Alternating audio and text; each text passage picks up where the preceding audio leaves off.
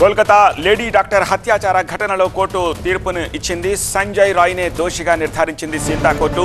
BNS సెక్షన్లు 64, 66, 103 subsection 1 కింద దోషిగా నిర్ధారించింది. సోమవారం శిక్షను ఖరారు చేయబోతోంది.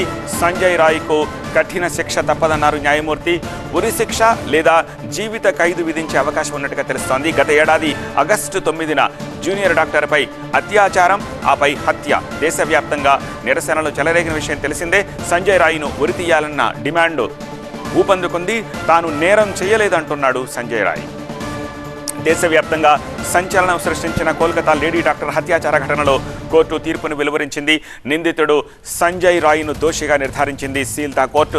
సోమవారం ఉదయం 10:30 సంజయ్ రాయ్కు ఎలాంటి శిక్షను విధించబోతున్నారు అన్నది తేలబోతోంది. 120 మంది సాక్షులను విచారించింది కోర్టు.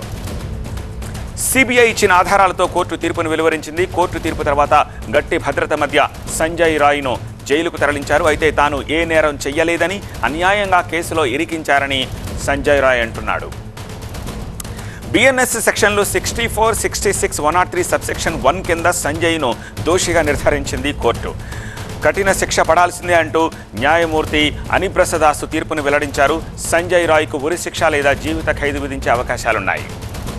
గత ఏడాది ఆగస్టు 9న కోల్కతా ఆర్జీకర్ ఆసుపత్రిలో ఈ దారుణం జరిగింది. జూనియర్ డాక్టర్పై దారుణంగా అత్యాచారం చేసి చంపేశాడు ఉన్మాది సంజయ్ రాయ్. ఆగస్టు 10న సంజయ్ రాయ్ను అరెస్ట్ చేశారు.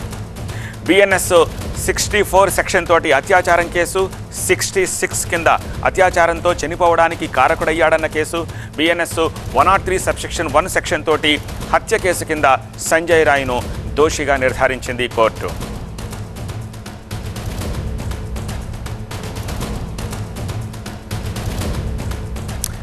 దీనికి సంబంధించి మరింత సమాచారం అందించేందుకు మా అసోసియేట్ ఎడిటర్ మహాత్మా ప్రస్తుతం మనకి లైవ్లో అందుబాటులో ఉన్నారు. మహాత్మా, నిర్భయ ఘటన తర్వాత దేశవ్యాప్తంగా కలకలం రేపిన మరొక అత్యాచారం, హత్య ఘటన. ఆ అంశంలో సిబిఐ కోర్టు ఈరోజు ఒక కీలకమైన తీర్పునిచ్చింది. కోల్కతాలోని ఆర్జీకర్ ఆసుపత్రిలో పీజీ సెకండ్ ఇయర్ చదువుకుంటున్న 31 ఏళ్ల ఒక వైద్యురాలి మీద జరిగిన అత్యాచారం యావత్ దేశాన్ని కుదిపేసింది. ఈ ఇన్సిడెంట్లో బిఎన్ఎస్ సెక్షన్ 64, 66, 103 ఆఫ్ సబ్సెక్షన్ 1 కింద నమోదు చేసిన సెక్షన్ల ప్రకారం, అంటే ఈ భారత్ న్యాయ సంహిత ఐపీసీ స్థానంలో కొత్తగా తీసుకొచ్చిన భారత్ న్యాయ సంహిత అమలు చేసిన ఆ సెక్షన్లతోటి ఈ కేసు విచారణ అంతా కూడా కొనసాగింది. మొదట కోల్కతా లోకల్ పోలీసులు, అంటే అక్కడ బెంగాల్ పోలీసులు కేసు నమోదు చేశారు. కానీ దేశవ్యాప్తంగా దీని మీద పెళ్ళుక్కిన నిరసనలు, ముఖ్యంగా ఆర్జికర్ ఆసుపత్రిలో జూనియర్ వైద్యులు, సీనియర్ వైద్యులు వారంతా కూడా చేపట్టిన నిరసనల ప్రభావంతో కేసును సిబిఐకి అప్పగించారు. సెంట్రల్ బ్యూరో ఆఫ్ ఇన్వెస్టిగేషన్ ఈ కేసుని టేకప్ చేసిన తర్వాత అనేక మందిని విచారణ జరిపింది. అందులో ఈ కోర్టుకు వచ్చేసరికి సిబిఐ స్పెషల్ కోర్టులో 120 మంది సాక్షులను విచారణ జరిపారు.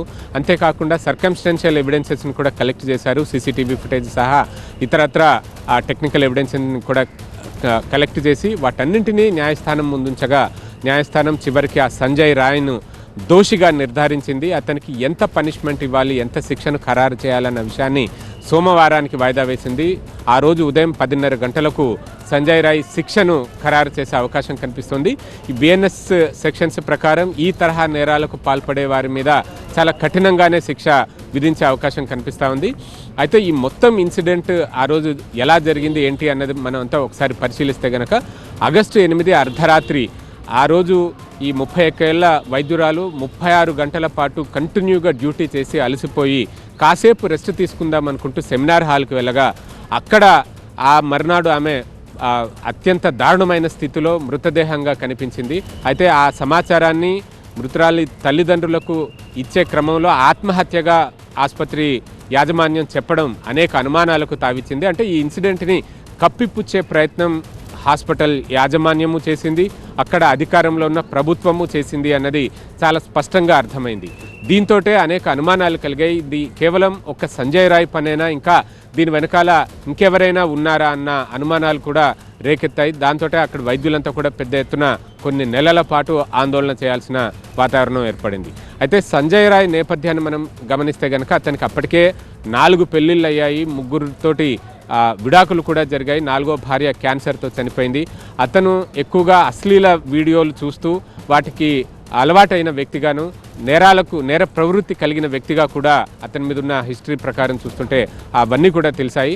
సో ఈ అమ్మాయి 30 వైద్యురాలు ఒంటరిగా సెమినార్ హాల్లో కనిపించడంతో ఆమె మీద అత్యాచారానికి పాల్పడి ఆ విషయం బయటపడకుండా ఉండడం కోసం ఆమెను హతమార్చినట్టుగా మనకు స్పష్టంగా అర్థమవుతుంది. ఎందుకంటే మృతురాలి శరీరం మీద అనేక చోట్ల గాయాలున్నాయి, కళ్ళల్లో గాజు ముక్కలు గుచ్చుకుపోయి ఉన్నాయి, మెడంతా కూడా నులిమేయడంతో అక్కడ థైరాయిడ్ గ్రంథి పూర్తిగా చిదిమిన పరిస్థితి, అంటే అంత డ్యామేజ్ అయిపోయింది శరీరం మీద.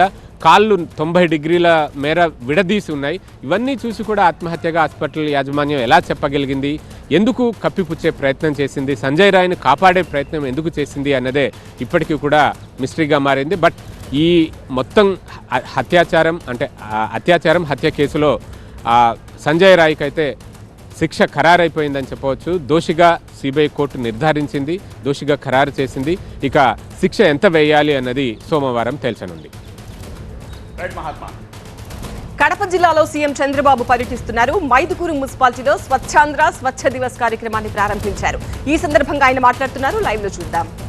పాత అలవాట్లకే పరిమితం అయ్యే పరిస్థితికి వచ్చాం. అయితే ఈ విషయంలో కూడా నాకు ఒక సంతోషం.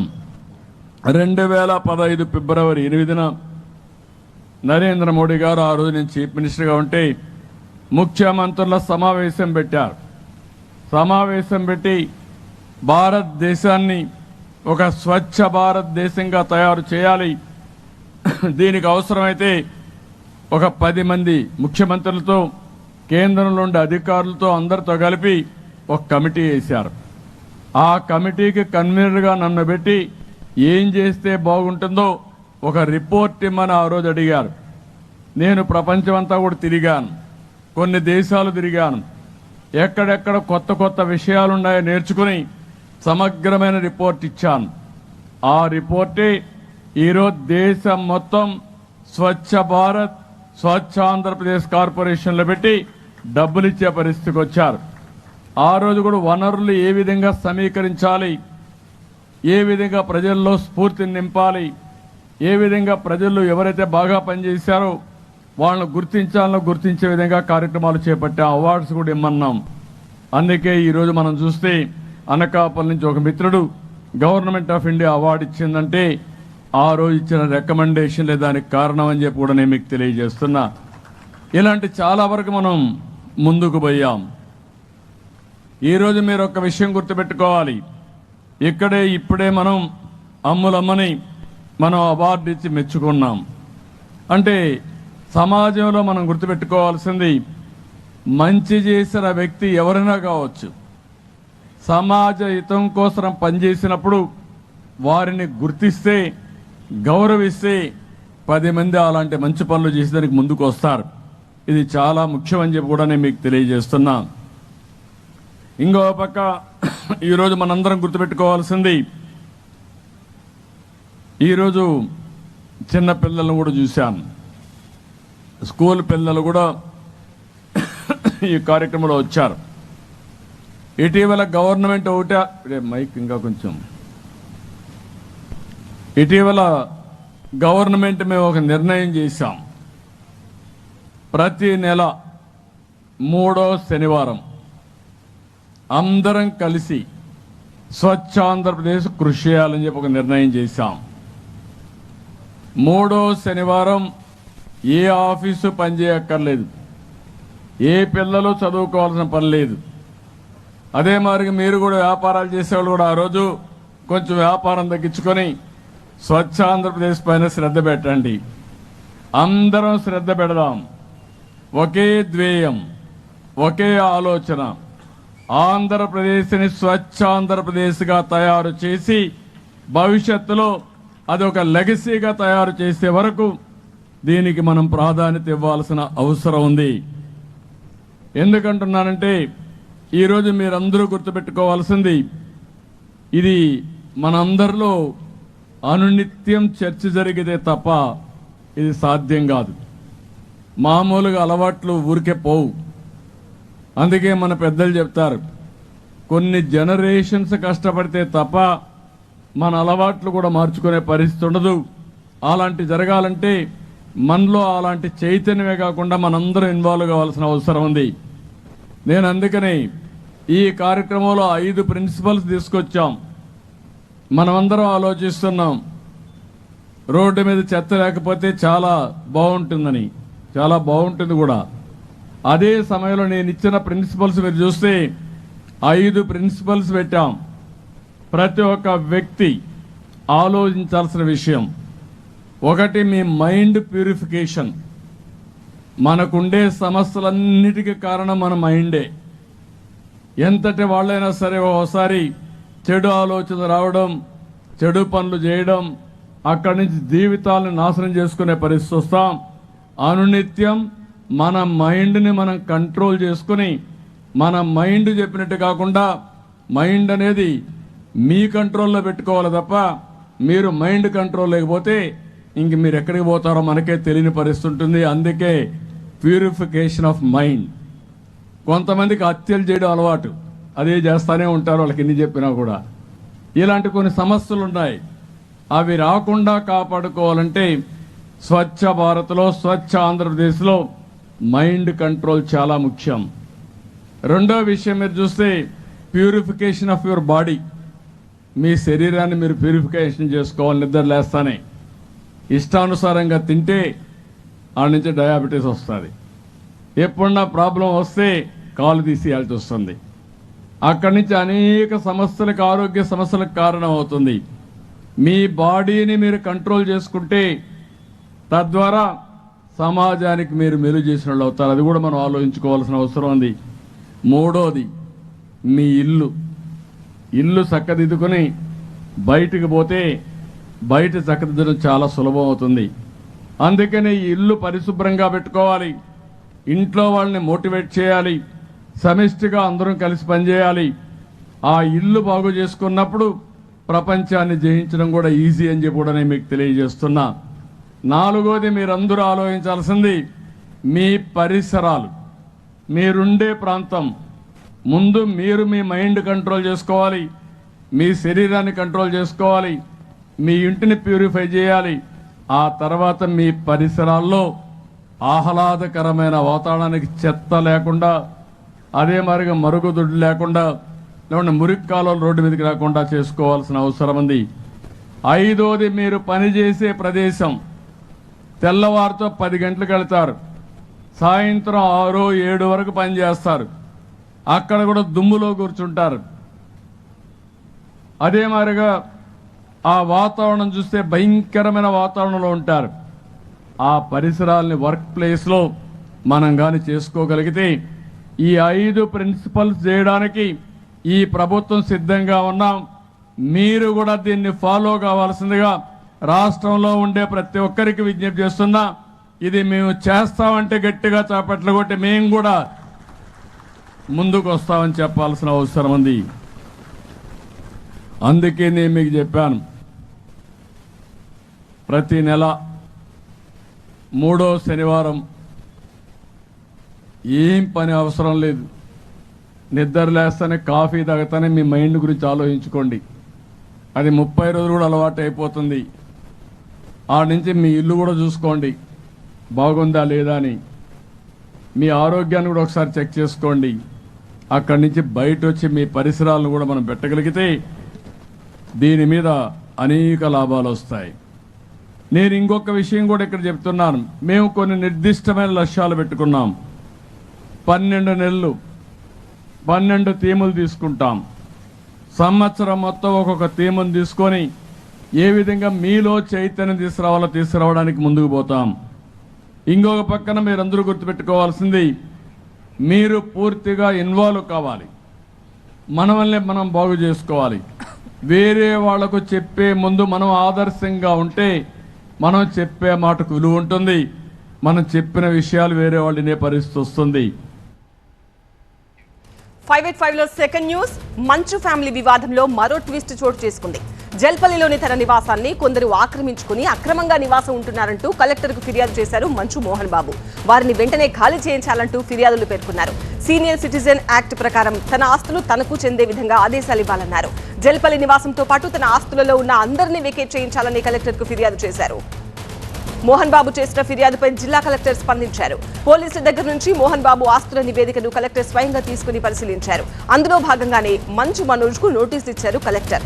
ఇక నోటీసులు అందుకున్న మనోజ్ రంగారెడ్డి జిల్లా అదనపు కలెక్టర్ను కలిసి వివరణ ఇచ్చారు. తమకు ఆస్తి తగాదాలేమీ లేవు అన్నారు. విద్యార్థులు, కుటుంబం, బంధువుల కోసమే తన పోరాటమన్నారు. విద్యార్థులకు అన్యాయం జరుగుతుందని అడిగినందుకు తనపై కుట్ర చేస్తున్నారని ఆరోపించారు మనోజ్. కలెక్టర్ గారి ఆదేశాల మేరకు నేను ఇక్కడ గౌరవించి ఇక్కడ రావడం జరిగింది. అండ్ ప్రతి ఒక్కరు దీన్ని ఆస్తి గొడవలు అని అంటున్నారు. నేను మళ్ళీ చెప్తున్నాను, తిరుపతిలోనూ చెప్పాను, అంతకుముందు చెప్పాను, ఇప్పుడు చెప్తాను, ఎప్పుడు అదే మాట మీద ఉంటాను నేను. ఇది ఆస్తి గొడవలు కాదు. అండ్ ఫస్ట్ ఎఫ్ఐఆర్లో నేను 4 నెలల ముందు దౌర్జన్యంగా ఇంటికి వచ్చారని చెప్పారు. బట్ అది జరగలేదు. ఎప్పుడు 1.5 year బ్యాక్ వచ్చి అండ్ మేము ఇక్కడే ఉంటూ ఇక్కడే మా వైఫ్, మా పిల్లలు, అమ్మ, నాన్న అందరి కలిసి ఉంటూ హ్యాపీగానే ఉన్నాం. కాకపోతే ఏదైతే క్యాంపస్లో జరుగుతుంది, ట్రస్ట్లోనూ ఆ సొసైటీలోనూ జరుగుతున్న విషయాలు అంటే స్టూడెంట్స్కి ఇబ్బంది కలిగేది, ఈ హాస్టల్స్ వల్ల ఇబ్బంది కలిగేది, ప్రైవేట్ హాస్టల్లోకి జరిగే దౌర్జన్యాలు, ఇవన్నీ నేను అడిగేదానికి క్యాంపస్లో ఉన్న ఎగ్జిక్యూటివ్ డైరెక్టర్ని అండ్ ట్విట్టర్ ద్వారా అడిగాను, పర్సనల్గా మెసేజ్లు చేశాను. ఇలా స్టూడెంట్స్ ఇబ్బంది పడుతున్నారని అడిగితే అవి చూద్దామని చెప్పాడు ఆయన. నా వాట్సాప్ మెసేజ్లు అవన్నీ నేను సబ్మిట్ చేస్తున్నాను. అంటే పిల్లల్ని క్వశ్చన్ చేస్తే పిల్లల్ని సూ చేస్తారు. మన దగ్గర చదువుకునే పిల్లల్ని, వాళ్ళ తల్లిదండ్రులని మీరు సూ చేస్తారా? So these are the questions నేను రైజ్ చేశాను. కూర్చొని మాట్లాడదామని చెప్పి నేను క్వశ్చన్ చేసేసరికి ఇమీడియట్గా అది వాళ్ళకి నచ్చక దీన్ని ఒక ఆస్తి గొడవలుగాను అండ్ వీడు తాగేసి వచ్చి ఇంట్లో అందరిని కొడుతున్నాడని చెప్పు ఇంకా రకరకాలుగా నెరేటివ్స్. ఇక గత నెలలో ఇదే జల్పల్లి నివాసంలో మంచు ఫ్యామిలీలోని విభేదాలు బట్టబయలయ్యాయి. మధ్యలో గొడవలు కాస్త కుదుటపడ్డాయి అనుకున్నారు. కానీ తాజాగా సంక్రాంతి వేడుకల కోసం తన యూనివర్సిటీకి వెళ్లారు మోహన్ బాబు. అదే సమయంలో మనోజ్ కూడా అక్కడికి వెళ్లడంతో మరోసారి ఇద్దరి మధ్య గొడవైంది. ఇప్పుడు ఏకంగా మంచు మనోజ్ ను ఇంటి నుంచి ఖాళీ చేయించాలి అంటూ కలెక్టర్ను మోహన్ బాబు ఆశ్రయించడం, ఆ వెంటనే కలెక్టర్ను కలిసి మనోజ్ వివరణ ఇవ్వడం హాట్ టాపిక్ గా మారింది. మరిన్ని డీటెయిల్స్ ప్రణీత అడిగి తెలుసుకుందాం. ప్రణీత, మోహన్ బాబు కుటుంబంలో గత కొంతకాలంగా మనం వివాదాలు చూస్తూనే ఉన్నాం. తండ్రి కొడుకుల మధ్య, అన్నదమ్ముల మధ్య. అవి కాస్త ఇప్పుడు కలెక్టర్ వరకు ఎందుకు వెళ్ళాయి?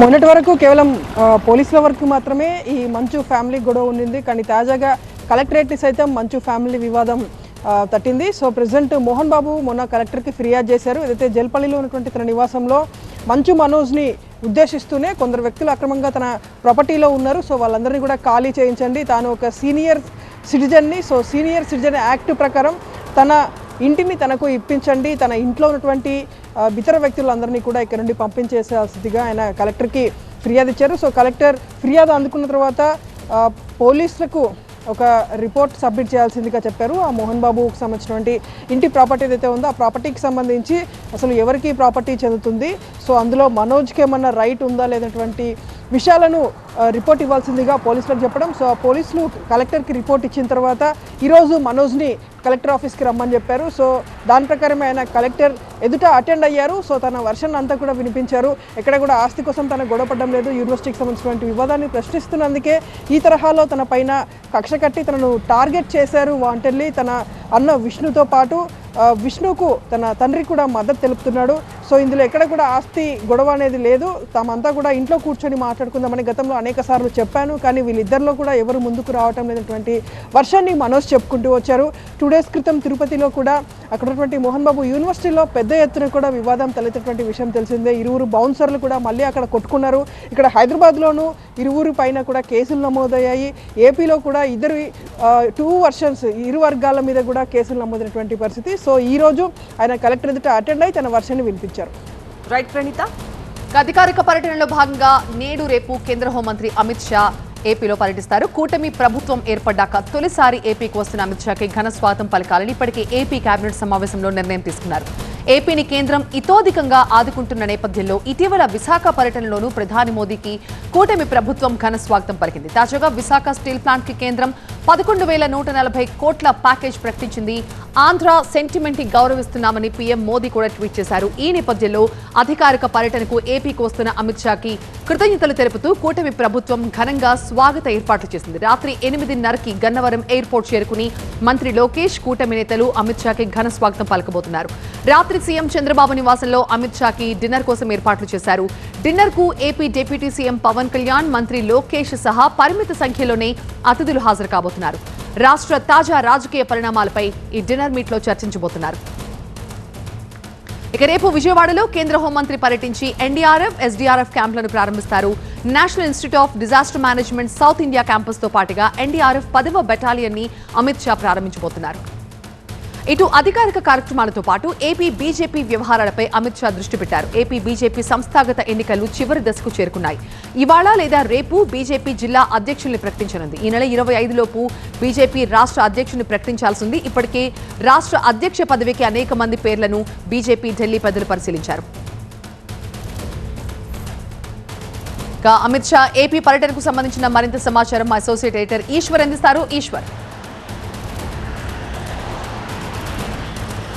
అమిత్ షా నిన్న విశాఖ స్టీల్ ప్లాంట్కి కేంద్రం పెద్ద ఎత్తున రివైవల్ ప్యాకేజ్ ప్రకటించిన నేపథ్యంలో అమిత్ షా రాష్ట్రానికి వస్తున్న సందర్భంలో పెద్ద ఎత్తున ఆయనకి ఘనస్వాగతం పలకాలని రాష్ట్ర ప్రభుత్వమే నిర్ణయించింది. వాస్తవానికి ఇటీవల కాలంలో మోడీ కానీ ఆ తర్వాత అత్యంత శక్తివంతమైన నాయకులుగా గుర్తింపు పొందిన అమిత్ షా కానీ రాష్ట్రానికి వస్తున్నారంటే ఒక పండుగ వాతావరణమే సృష్టించాలన్న ఆలోచనలో రాష్ట్ర ప్రభుత్వం, కూటమి ప్రభుత్వం ఉన్నట్టుగా మనకు చాలా స్పష్టంగా కనిపిస్తుంది. ఎందుకంటే మోడీ మొన్న విశాఖ పర్యటనలో దాదాపు 2,08,000 కోట్లకు సంబంధించిన పలు అభివృద్ధి పనులకి శంకుస్థాపనలు, ప్రారంభోత్సవాలు చేశారు. అదే సమయంలో తాజాగా విశాఖ స్టీల్ ప్లాంట్ అందరి సెంటిమెంట్తో కూడుకున్న నేపథ్యం కాబట్టి ఆ సమయంలో దానికి ఒక రివైవల్ ప్యాకేజ్ ఇచ్చిన తర్వాత రాష్ట్రానికి వస్తున్న నేపథ్యంలో ఆయన ఘన స్వాగతం పలకాలి, ఆత్మీయ స్వాగతం పలకాలి, వాళ్ళ సహకారం నిరంతరం కొనసాగే విధంగా వాళ్ళకి రిసెప్షన్ ఉండాలి అన్న రీతిలో స్వయంగా ముఖ్యమంత్రి మంత్రులను ఆదేశించారు. దానికి సంబంధించి రాత్రికి ముఖ్యమంత్రి నివాసంలో డిన్నర్ ఏర్పాటు చేశారు.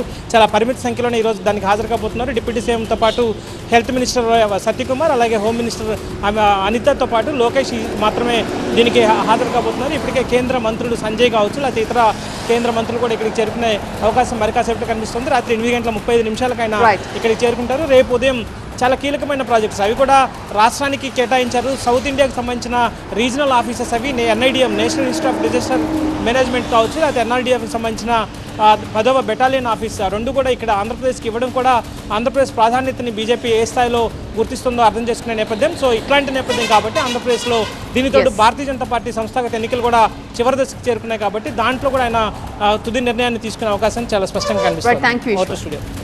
ఇక రేపే వైకుంఠ ద్వార దర్శనాలకు లాస్ట్ డే.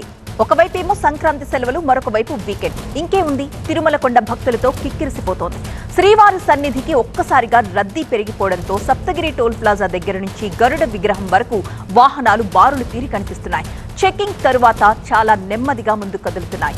ఈ నెల 10 నుంచి 19 వరకు అంటే దాదాపుగా 10 రోజుల పాటు శ్రీవారి ఆలయంలో భక్తులకు టీటీడీ వైకుంఠ ద్వార దర్శనాన్ని కల్పిస్తోంది.